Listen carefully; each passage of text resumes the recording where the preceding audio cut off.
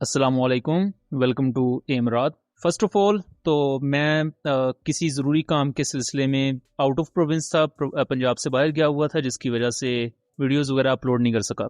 And potentially I am back but not completely.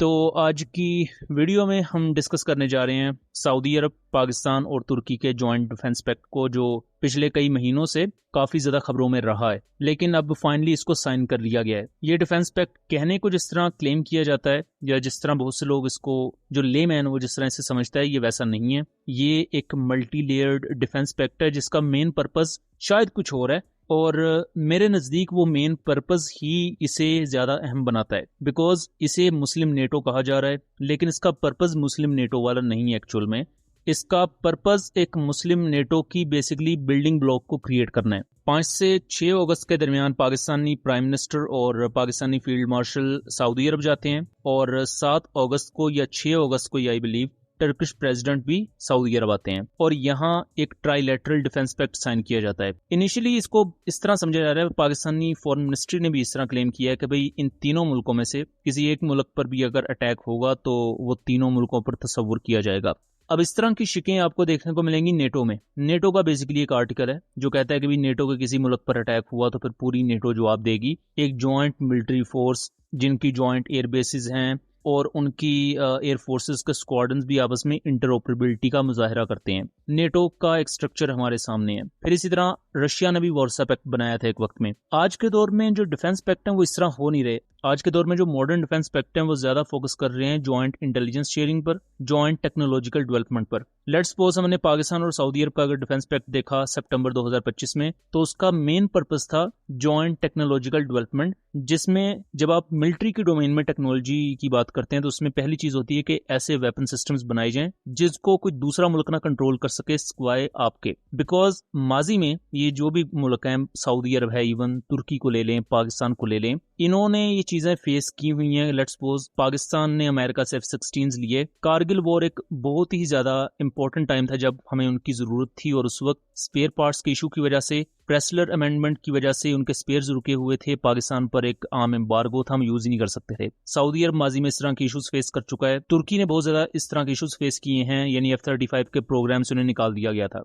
तो Pakistan, Saudi अरब और तुर्की के दरमियान ये जो जॉइंट डिफेंस पैक्ट है, ये एक मिलिट्री एक्शन से ज्यादा एक टेक्नोलॉजिकल डेवलपमेंट का आप इसे एग्रीमेंट कह सकते हैं। और खास तौर पर इसमें 2-3 चीजें काफी अहम क्लेम की जा रही हैं।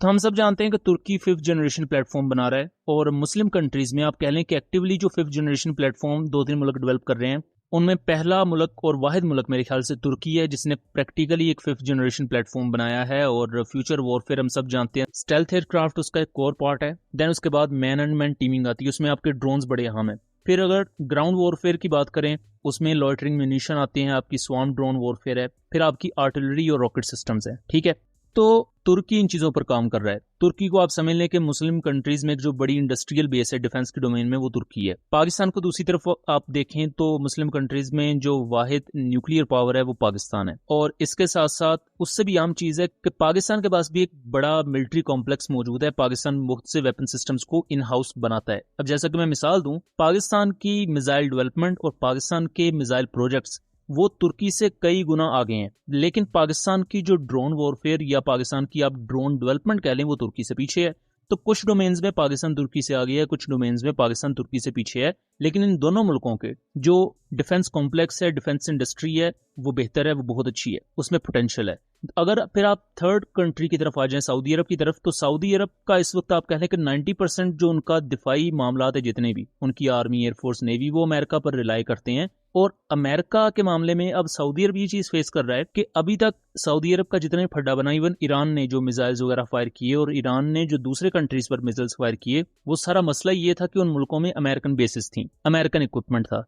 अब सऊदी अरब को भी ये चीज पता है कि जिस मुल्क को हमने as a net security provider hire किया, उसकी अपनी सिक्योरिटी नहीं हो पा रही, और उसकी अपनी एयर बेसिस ईरानियन मिसाइल्स के रहमो करम पर है, और बहुत लॉन्ग टर्म पर आप अमेरिका पर रिलाई नहीं कर सकते। इवन मैं पाकिस्तान के मामले में भी ये कहता हूँ कि बहुत लॉन्ग टर्म आप चाइना पर भी रिलाई नहीं कर सकते। अल्टीमेटली आपको इन हाउस चीजें बनानी पड़ेंगी खुद, जिनको आप कंट्रोल कर सकते हो, जिनका सोर्स कोड आपके पास हो, जिसके एक्सपोर्ट राइट्स आपके पास हो, जिसको आप खुद बना रहे हो, आपकी अपनी रिसर्च एंड डेवलपमेंट हो। अल्टीमेट एंड यही होना चाहिए।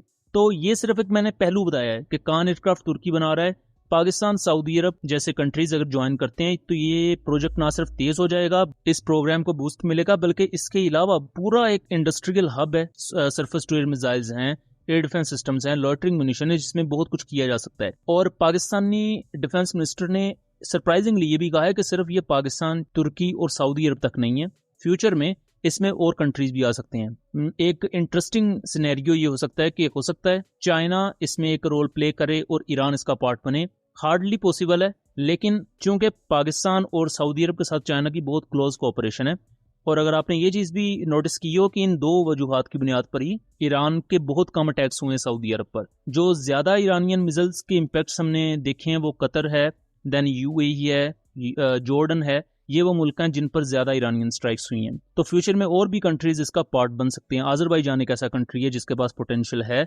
ये इसमें मेरा ख्याल है कोई दरवाजे वाकई मालिक के लिए बंद नहीं किए जा सकते। ये एक्सक्लूसिव क्लब जो है, मैं this is my personal opinion कि इसको एक्सपैंड होना चाहिए। मेरा ख्याल है कि नेटो की तर्ज के ऊपर जो है मुस्लिम मालिक को अपने मुनाफात जो है वो साइड पे रख के, जो ट्रांजैक्शनल जो बातें हैं या जो बायलैटरल आपस में डिस्प्यूट्स हैं वो साइड पे रख के अगर ये एक उस पर खड़े हो जाए। देखे ना अभी ये जो ईरान अभी तक के लिए ये वो तमाम चीज़ें हैं जिनको हम एज्यूम कर सकते हैं, जो डेवलपमेंट्स हमारे सामने हैं। इसी तरह की मजीद इन्फॉर्मेटिव वीडियोस के लिए दोबारा भी हाजिर होते रहेंगे। वीडियो पसंद आई हो तो इसे ज़्यादा से ज़्यादा शेयर कीजिएगा एंड चैनल को सब्सक्राइब कीजिएगा। मिलेंगे इसी तरह की अगली इन्फॉर्मेटिव वीडियो में, तब तक के लिए अल्लाह हाफिज़।